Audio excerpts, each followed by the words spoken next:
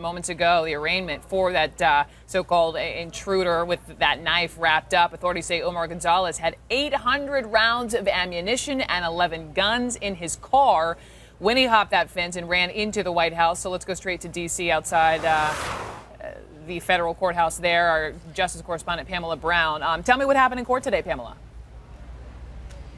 Well, Brooke, Omar Gonzalez's attorney pleaded not guilty on his behalf to all three charges he faces, including entering a restricted building with a deadly or dangerous weapon. It's a federal charge that carries up to 10 years in prison. But it's interesting here that the judge actually surprised the defense today by asking for a competency test. There was a revised report since the last hearing here at federal court. And in that report, there was a mental health assessment. And based on that, the judge said there should be a competency test to see if Omar Gonzalez is competent to stand trial. As you know, there have been reporting that he suffered from post-traumatic stress after serving in the Iraq War. His defense attorney says that there is no need for that. He said, quote, "It is so clear this is not appropriate. There is no basis to think that he is not competent to stand trial." And the prosecution did not challenge the defense on this. And so what happened today is the defense said basically it wants to delay the judge's order for this competency test so that it can challenge it, Brooke.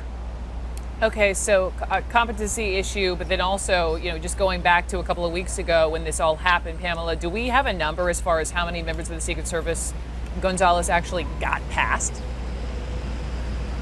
We don't have a specific number. It was talked about yesterday in the hearing. Of course, as we know, the Secret Service director was grilled by Congress members yesterday, and she said that there was a Secret Service agent that he overpowered at the front door of the White House. He was able to get past that Secret Service agent, and there was a chase that ensued, and then he was eventually apprehended at the East Room in the White House, pretty deep into the White House. As one Congress member said, that's a half a White House tour for the American public. And then we also learned that there were two off-duty Secret Service agents that helped to assist in the apprehension. But as far as how many agents he actually was able to get past, or officers he was able to get past, that's still unclear. But we do know that there's 5 rings of security, so he was somehow able to get past 5 rings, 5 layers of security deep into the White House. As we know, initially the Secret Service didn't give any indication of a chase or struggle, how deep he got into the White House. So these revelations